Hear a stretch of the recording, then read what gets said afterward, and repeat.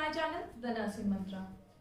So guys, पिछले कुछ videos में मुझे बहुत सारे क्वेश्चंस आए हैं रिगार्डिंग एमसीक्यूज कैसे सॉल्व करें, नेगेटिव्स कैसे कंट्रोल करें एंड कितने क्वेश्चंस अटेम्प्ट करें अपने एग्जाम में।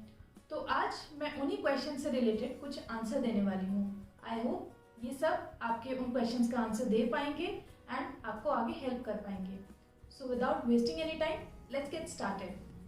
तो किसी भी क्वेश्चन को अटेम्प्ट करने से पहले आप उस क्वेश्चन को ध्यान से पढ़िए एंड जो ऑप्शंस आपको दिए गए हैं उसको हाथ से कवर कर लीजिए ताकि आप ऑप्शंस की वजह से डिस्ट्रैक्ट ना हो जाएं। एंड क्वेश्चन को 2 बार पढ़िए। क्वेश्चन को 2 बार पढ़ने के बाद अपने दिमाग में उसका आंसर सोचिए, क्योंकि हो सकता है कि आपने वो टॉपिक कहीं ना कहीं पढ़ा हो तो आपको उससे रिलेटेड जो भी आंसर होगा वो आपके दिमाग में आ जाएगा। एंड देन ऑप्शंस की तरफ जाइए। सारे ऑप्शंस को एक बार पढ़ने के बाद जो भी आपको बेस्ट आंसर लग रहा है आप उस पर टिक कर दीजिए। जो भी आंसर आपने सोचा था क्वेश्चन को पढ़ने के बाद, अगर उससे रिलेटेड कोई भी ऑप्शन आपको नहीं दिखाई दे रहा है तो आप इन ट्रिक्स का यूज कर सकते हैं। सो गाइस, जैसा कि हम जानते हैं कि मोस्टली जो आजकल एग्जाम होते हैं वो ऑनलाइन होते हैं, बट कुछ एग्जाम्स जो होते हैं जैसे स्टेट गवर्नमेंट के एग्जाम होते हैं वो ऑफलाइन भी होते हैं। एंड उन ऑफलाइन एग्जाम्स में हमें एक OMR शीट मिलती है। कई बार स्टूडेंट्स क्या करते हैं, उस OMR शीट में गलत फिल कर देते हैं, कुछ ऊपर नीचे अपना जैसे क्वेश्चन नंबर ऊपर नीचे फिल कर दिया या अपनी डिटेल्स गलत भर दी। तो मैं आपको यही सजेस्ट करना चाहूँगी कि अगर आप ऑफलाइन एग्जाम दे रहे हैं और उसमें आपको अगर OMR शीट मिल रही है तो बहुत ही ध्यान से उस OMR शीट को फिल करें, बिकॉज सीरियल नंबर जो होता है वो फिक्स्ड होता है OMR शीट के ऊपर, तो आपको दूसरी OMR शीट नहीं मिलती है। और अगर कुछ भी मिस्टेक हो जाती है, अगर आप गलत नंबरिंग कर देते हैं अपने आंसर्स की, तो आपको बहुत बड़ा नुकसान हो सकता है इससे। एंड सेकेंडली, अगर आप ऑनलाइन एग्जाम दे रहे हैं तो आपकी जो कंप्यूटर स्क्रीन होती है उस पर आपकी सारी डिटेल्स दिखती हैं। जब आप जाके अपनी सीट पे बैठते हैं, जो आपका नाम होता है, रोल नंबर होता है, वो सारी डिटेल्स एग्जाम स्टार्ट होने से पहले आपको दिखाई देती हैं। तो आप अपनी सारी डिटेल्स अच्छे से चेक कर लें कि स्क्रीन पे जो नाम है, जो फोटो है, जो भी डिटेल्स हैं वो सब आपकी ही हैं।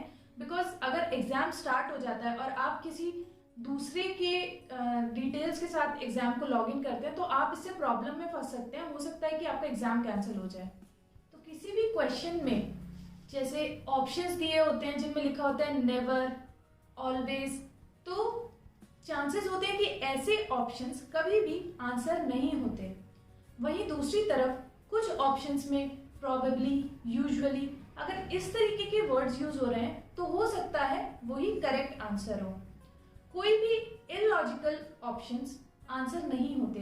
जैसे कि एक क्वेश्चन में हमें दिया हुआ है कि what is the best method to check the temperature of a patient. अब इसमें आपके ऑप्शंस हैं digital thermometer, mercury thermometer, disposable thermometer and sphygmomanometer. तो हम सब जानते हैं कि स्पिग्मोमैनोमीटर ऑप्शन हो ही नहीं सकता, क्योंकि वो बीपी मेजर करने के लिए यूज होता है, ना कि टेम्परेचर के लिए। तो ऐसे ऑप्शंस अपने आप ही एलिमिनेट हो जाते हैं। कई बार कुछ क्वेश्चंस होते हैं जिनमें बहुत सारे ऑप्शंस होते हैं एंड लास्ट में दिया होता है ऑल ऑफ द अबव। तो चांसेस होते हैं कि वो ऑल ऑफ द अबव वाला ऑप्शन करेक्ट हो, लेकिन उसको टिक करने से पहले सारे ऑप्शंस को ध्यान से जरूर पढ़ लें। वहीं दूसरी तरफ कई बार ऑप्शन दिया होता है none of the above is correct, तो ऐसे ऑप्शंस यूजुअली आंसर नहीं होते। बट स्टिल मैं यही बोलूंगी कि ऐसे ऑप्शंस को टिक करने से पहले सारे ऑप्शन ध्यान से पढ़ लें एंड उसके बाद ही अपना रिस्पॉन्स मार्क करें। आजकल यूजुअली सभी एग्जाम्स में नेगेटिव मार्किंग इंक्लूडेड होती है।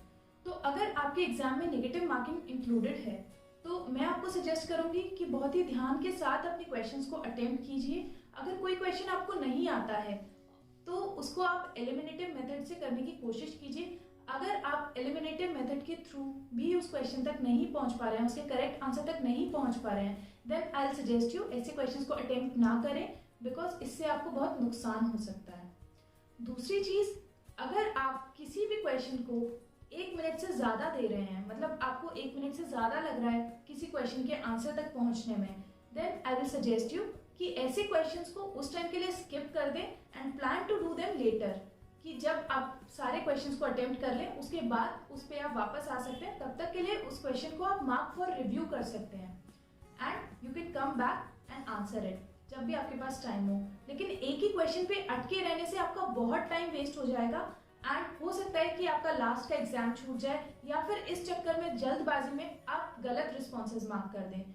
सो इट्स बेटर कि आप ऐसे क्वेश्चंस को बाद में अटेम्प्ट करें जो आपको समझ में नहीं आ रहे हैं या जिसका आंसर आपको नहीं पता है।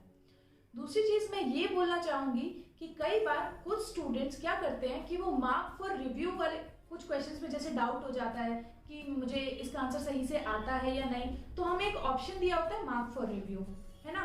तो वो mark for review purple colour का दिखाई देता है एंड उस पर एक टिक बना हुआ होता है। तो कुछ स्टूडेंट समझते हैं कि हमने मार्क फॉर रिव्यू कर दिया तो ये हमारा फाइनल आंसर हो गया, जबकि ऐसा नहीं होता। बहुत सारे स्टूडेंट्स ऐसे होते हैं जो डाउट के चक्कर में मार्क फॉर रिव्यू पे टिक कर देते हैं एंड एग्जाम खत्म होते होते उनके पास टाइम ही नहीं बचता है कि वो इस रिव्यू को हटा पाए।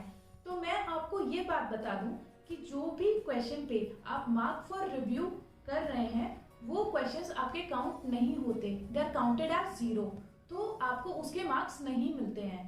तो बेटर यही है कि मार्क फॉर रिव्यू ना करें। अगर आपको क्वेश्चन का आंसर आता है तो आप उसी वक्त उसका आंसर दे दें, अगर नहीं आता है तो आप उसको स्किप कर दें उस टाइम के लिए और आपको जो रफ शीट मिली है आप उस पर साइड में लिख लीजिए कि आपने कौन से क्वेश्चंस को स्किप किया है। बट मार्क फॉर रिव्यू करने से आपका बहुत बड़ा नुकसान हो सकता है। कोशिश करें कि आप एग्जाम को टाइम से पहले खत्म कर पाएं ताकि आप एक बार अपने क्वेश्चन पेपर को रिव्यू कर पाएं ठीक से, क्योंकि अब कई बार क्या होता है कि स्टूडेंट्स के पास टाइम नहीं बचता है कि वो दोबारा से देख पाए उन्होंने कितने क्वेश्चंस अटेम्प्ट किए हैं, कौन सा छूट गया है, क्या है। तो कोशिश कीजिए कि आप टाइम से थोड़ा पहले खत्म कर पाएं ताकि आप अपने क्वेश्चन पेपर को रिव्यू कर पाएं। दूसरी बात मैं आपसे ये कहना चाहूंगी कि अगर आपने कोई भी रिस्पॉन्सेज मार्क किए हैं तो रिव्यू करते टाइम आप उसमें कोई चेंजेस ना करें। अगर कोई क्वेश्चन छूट गया था तो आप उसको अटेम्प्ट करने की कोशिश कर सकते हैं, लेकिन जो आंसर्स आपने ऑलरेडी मार्क कर दिए हैं उनमें दोबारा से जाके चेंजेस ना करें। हो सकता है कि आप सेकेंड टाइम में उसमें कोई गलत रिस्पॉन्सेज मार्क कर दें। So guys, this was all about today's video. I hope मैं आपको कुछ टिप्स एंड ट्रिक्स बता पाई जो कि आपको एमसीक्यू सॉल्व करने में हेल्प करेंगी। Kindly like the video and share it, and please do subscribe to my channel.